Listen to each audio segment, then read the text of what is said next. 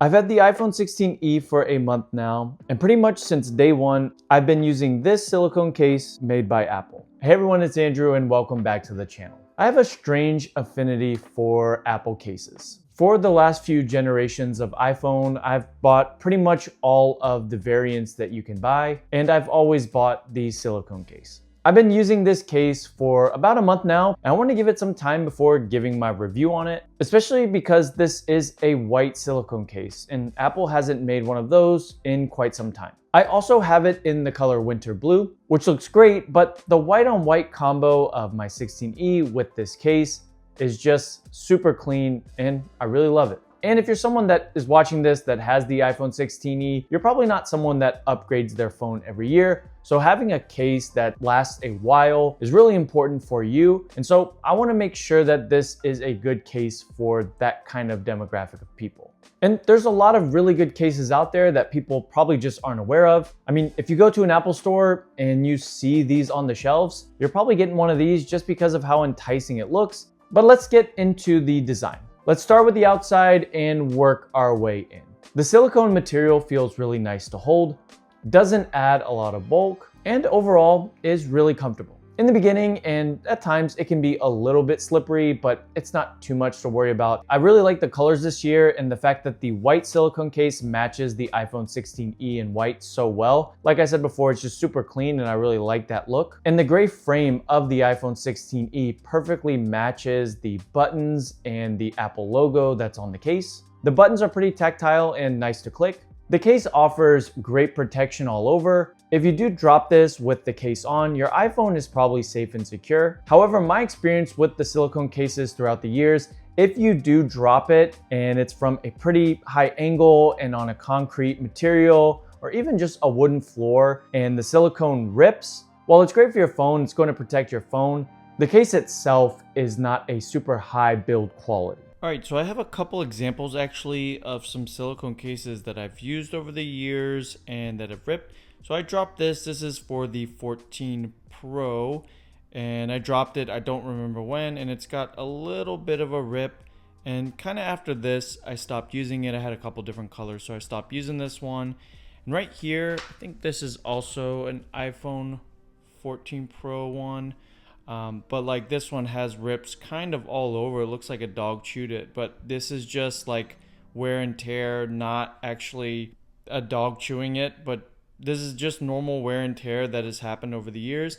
And then my wife had the iPhone 11 for like 3 or 4 years, and this is what her silicone case ended up looking like whenever we switched her phone out and she upgraded to the 15 Pro Max. But you can see long term, these cases are not the best. The bottom part has the cutout for the USB-C port and speakers. And I really like the camera cutout. It's a little bit different from the iPhone 16 and iPhone 16 Pro Max cases. So when you lay your phone all the way down, there's no wobble or anything like that. And so I think it's a really nice camera cutout and it protects your camera.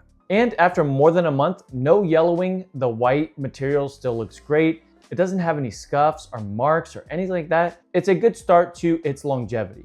I also have the color winter blue, and it comes in light green, which I have on my iPhone 16, so you can see that color. And that leaves fuchsia and black left, which are also great colors as well. And Apple, please, if you can make a white silicone case for the Pro models this upcoming year for the iPhone 17, I would really appreciate that. Getting into the interior of the case, and the interior is a suede-like feeling, so it doesn't scratch your iPhones over long periods of using it. You do get text in the inside that says iPhone. It does feel a little bit cheap when you look at it from the inside. I don't know if it's maybe the white color, but you can see black streaks. You can also see like it's not glued all the way. It just seems a little bit cheaply made in my opinion. You can see some slight separation. And I think over time, wear and tear, it's going to be okay. Like I said, if you drop it, the silicone starts to rip. It's just going to rip more and more over time. Once the silicone rips, it's downhill from there.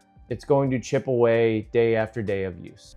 Something that might be a little bit difficult to show on video, but this type of case, the silicone cases, always have a lot of lint on them. So like if If you put them in your pockets, they're a little bit of a dust and lint magnet. So just keep that in mind. It's something that aesthetically, like, the case looks beautiful, but day to day, it gets like kind of greasy and there's dust all over it. Now, the biggest omission with this case and with the iPhone 16e in general is there's no MagSafe. It's kind of hard, but I can kind of allow Apple to get away with not having MagSafe on the iPhone 16e. Maybe there's something with the C1 modem that they were a little bit worried about with magnets. I don't know, but not even having MagSafe offered on their cases is just a little bit weird and frankly annoying. I don't just use MagSafe for charging. It's fine. I can charge USB-C. It's faster charging anyways. I use it for my wallet. I use it for standby mode, which just is a really nice aesthetic to my desk setup. And I use it in my car for Apple Maps and just knowing where I need to go. And it's just really convenient to have it right there and not have to look down.